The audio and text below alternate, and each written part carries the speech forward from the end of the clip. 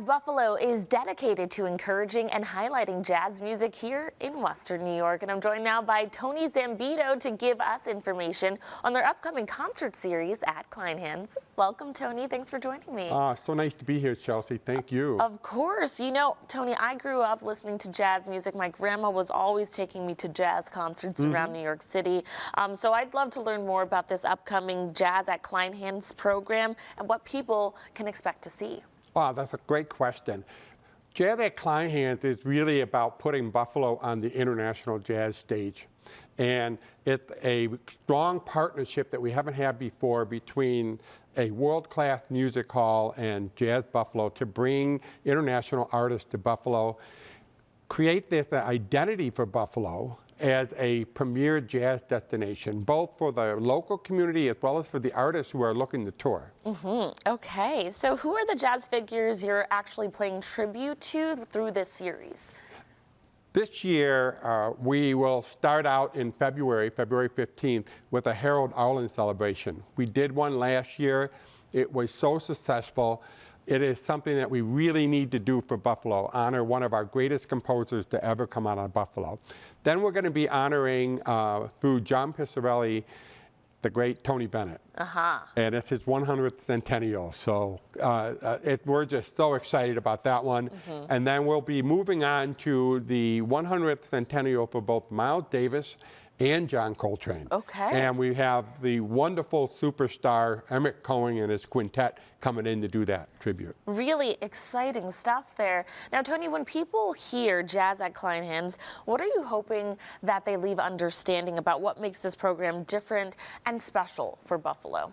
I think what I would love for people to realize is that we're elevating the presence of jazz in both the minds of the people who live here and also out of state, and more importantly, among the jazz artists of the world who will look to Buffalo as a premier jazz destination.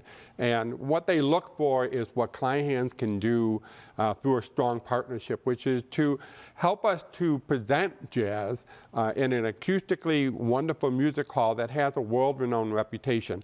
And I think that will really help Buffalo be on the map. Well, why is it important to focus on landmark tributes this year?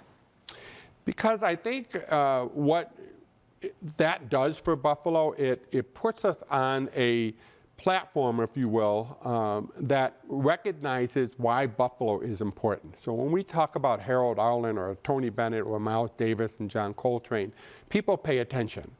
And we could not think of a better way to get jazz at Kleinhans off to a great start, and to really have people inquire about what are these tributes about and why are they important. And that's what it does for the city, too, as well. Yes.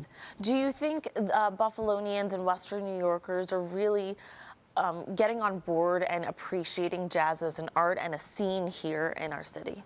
I would say yes. Jazz Buffalo has been in existence now for close to 15 years. And through that effort, we have continued to build the community, build the appreciation and awareness of jazz, and through strong partnerships, we've been able to make it more accessible for the community. That's what was missing before, the accessibility. So now we've really improved that. And welcoming the different scopes of people that enjoy, produce, and create jazz music, I would say, as well. Yes, exactly. That's what the strong partnerships are really all about, is that you could have people who want to get behind a shared vision for developing the community for jazz and developing the great American songbook appreciation, of which Harold Arlen really represents, and to, once again, make jazz accessible for the entire community. Okay. Where can people go to learn more about this series as well as reserving their seats? Well, they could go to kleinhansbuffalo.com, or .org, I should say, kleinhansbuffalo.org, and they'll see the Harold Arlen celebration with 9-time Grammy nominee Tierney Sutton. They'll see the John Pissarelli coming in. They'll see the Emmett Cohen celebrating Miles and Coltrane. And also notice that we have Grammy winner Bella Fleck coming in. And Gregory Porter to finish things out. You can't ask for a better lineup than that.